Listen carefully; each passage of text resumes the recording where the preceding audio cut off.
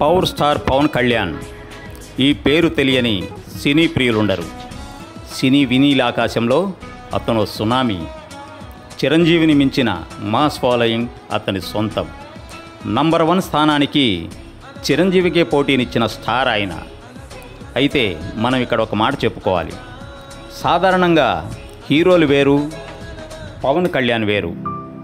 ఈయన అందరిలా కాదు, ఈయన తత్వం వేరు. మొదటి నుంచి ప్రజలకు ఏదో చేయాలని, సమాజానికి అండగా నిలవాలని గుండె నిండా మెండుగా పెట్టుకున్న ధీశాలి. సరిగ్గా అదే సమయంలో చిరంజీవి 2009లో ప్రజారాజ్యం పేరుతో రాజకీయ పార్టీ పెట్టారు. పవన్ కళ్యాణ్ కూడా చిరంజీవి గారికి అండగా నిలిచి పార్టీలో యువరాజ్యం అధ్యక్షుడిగా ఉన్నారు. 2009 ఎన్నికల్లో 18 సీట్లు గెలిచిన ప్రజారాజ్యం పార్టీ తరువాత కాంగ్రెస్లో విలీనమయ్యింది. పవన్ కళ్యాణ్ ఆ తరువాత మరలా సినిమాలలో బిజీ అయ్యారు. కానీ ఆయనలోని సామాజిక దృక్పథం, ప్రజాసేవ చేయాలనే తలంపు, పీడిత వర్గాలుగా అణచివేయబడిన వారిని ఆదుకోవాలనే భావన ఆయనను అక్కడ నిలవనేయలేదు.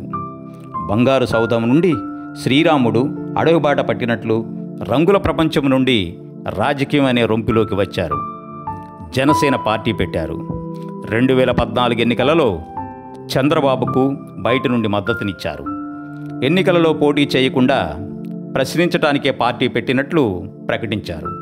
కానీ 2019 ఎన్నికలలో ఒంటరిగా పోటీ చేసి ఘోర పరాజయాన్ని చవిచూశారు. ఒకే ఒక్క సీటును మాత్రమే గెలుచుకోగలిగారు. పరాజయాన్ని కూడా బేషరతుగా ఒప్పుకున్నారు. అంతటి పరాజయంలో కూడా గుండె ధైర్యంతో నిలబడ్డారు. ఆయనకున్న చెక్కుచెదరని అభిమాన గణానికి ఆయన రాజకీయాలు చేయవలసిన అవసరం లేదు. ఇప్పటికీ ఆయనతో సినిమాలు చేయాలే కానీ టాలీవుడ్ నుండి హాలీవుడ్ వరకు నిర్మాతలు క్యూ లైన్లో ఉంటారు.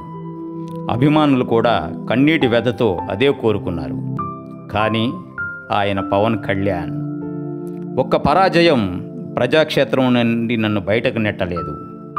నేను నిలబడతాను, అవసరమైతే కలబడతాను, చివరి వరకు పోరాడతాను, ప్రజల వెన్నంటే ఉంటాను అని నిలిచాడు, గెలిచాడు.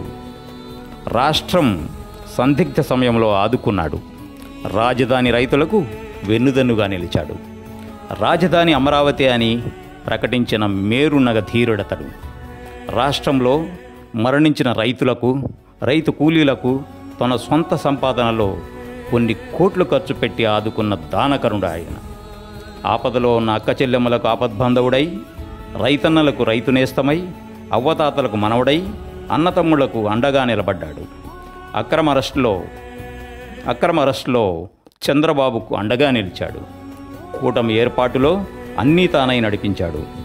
అసమాన పోరాట పటిమతో, మొక్కవోని దీక్షతో అవిశ్రాంతంగా తనను నమ్మిన ప్రజల పక్షాన నిలిచి పిఠాపురం ప్రజల గుండు చప్పుడైనాడు. 2024 ఎన్నికలలో పిఠాపురం నుండి పోటీ చేసి భారీ మెజారిటీతో గెలుపొంది ప్రజాభిమానాన్ని చూరగొన్నారు. ఈరోజు పిఠాపురం ప్రజలు సగర్వంగా పిఠాపురం ఎమ్మెల్యే గారి తాలూకా అని చెప్పుకునే స్థాయికి ఎదిగాడు.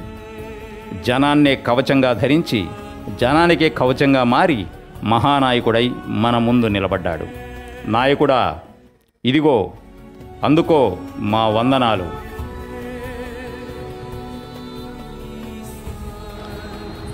ఎన్ని చీత్కారాలు ఎదురైనా తట్టుకుని నిలబడ్డాడు. ఎంత అవమానించినా భరించాడు. ఎన్ని ఎదురు దెబ్బలు తగిలినా ఎదురుడ్డాడు. ఎన్ని రాళ్లు వేసినా వాటిని మెట్లుగా మలుచుకున్నాడు. ఎంత కూలదోసినా ఊవెత్తున ఎగసే కెరటంలా లేచాడు.